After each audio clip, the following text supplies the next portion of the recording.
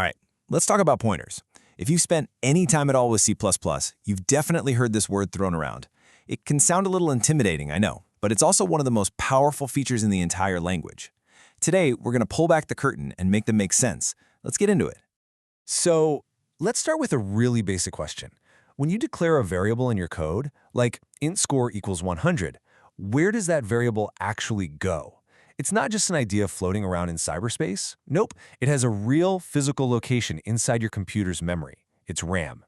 Getting this one simple idea is the first big step to understanding pointers. And here's our game plan for today. We're going to start by looking at your computer's memory like a map. Then, we'll get right into what pointers actually are and see the power they give you. We'll also cover the super important topic of how to use them safely, and then wrap it all up with why this stuff is just so crucial for any serious developer. Okay, so I want you to picture your computer's memory as a massive, sprawling city grid. Every single variable you create, whether it's a number, a character, whatever, it gets its own little house on a street. And every house has its own unique address. It has to live somewhere, right? And that unique home address, that's what we call a memory address. In reality, it's just a number, usually a long, kind of weird-looking hexadecimal number that pinpoints the exact location in RAM where your data is being stored.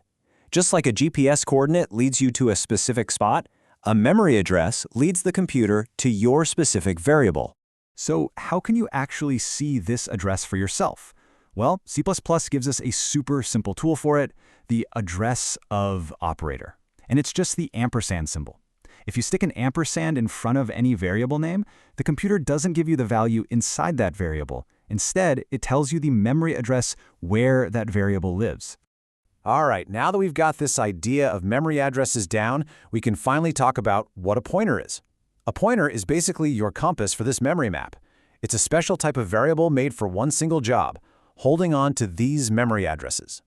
And this is the absolute key, the most important thing to get. A pointer does not hold the actual data, it holds the location of the data. So its value isn't 19, its value is that long hexadecimal address where the number 19 is stored. That's why we call it a pointer. It literally points the way to another variable. Let's look at this side by side because it makes it super clear. On the left, you've got your regular variable. Simple. The variable age directly holds the value 19. Now look at the right. The pointer variable, page, doesn't hold 19 at all.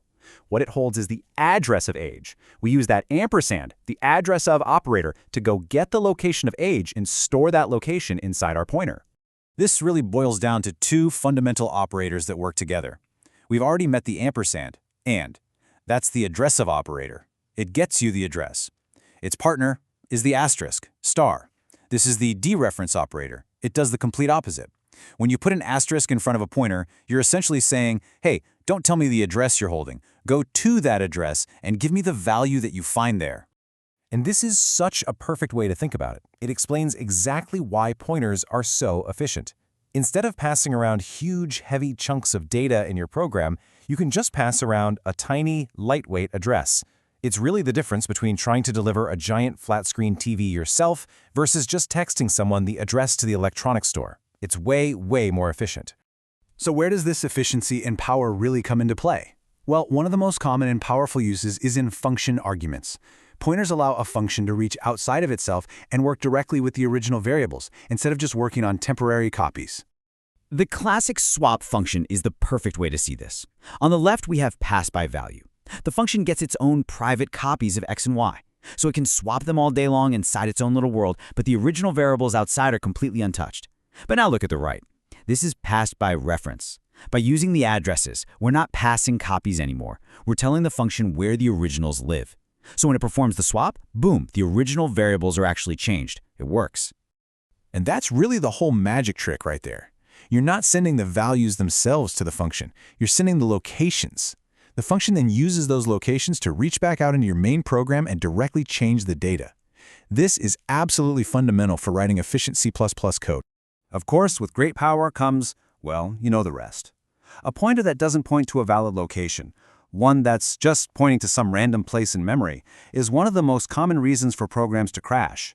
So we need a safe, reliable way to handle pointers that aren't pointing to anything, at least not yet. And that is exactly what null pointer is for. It's a special keyword in modern C++ that gives us a clear, explicit way to say, this pointer is pointing to nothing. And I mean it. It's not an accident or a garbage value. It's a deliberate, safe state.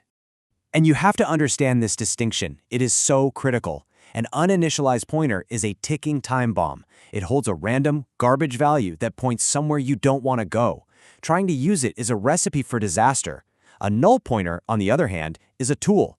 It's a known quantity. It points to a well-defined nothing, which means we can check for it and handle it safely. So, this leads to a simple but absolutely non-negotiable workflow. 1. Declare your pointer. 2. If you aren't giving it a real address right away, you must initialize it to null pointer. Just make it a habit. 3, and this is the most crucial part, before you ever try to use it, you check, is this pointer not null pointer?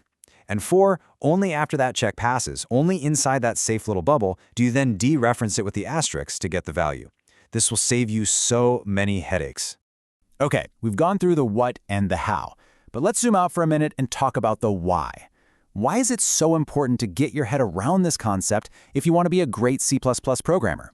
Because pointers unlock basically everything that makes C++ so powerful. They're how you pass massive amounts of data around without making slow, memory-hogging copies. They're essential for changing data from anywhere in your program. They're the absolute foundation for dynamic memory, for creating objects on the fly, and for building complex data structures like linked lists and trees from scratch. At the end of the day, pointers are what let C++ get close to the metal and run so incredibly fast. And this quote just nails it. The whole philosophy of C, and later C++, was to give the programmer direct control, to get as close to the hardware as possible.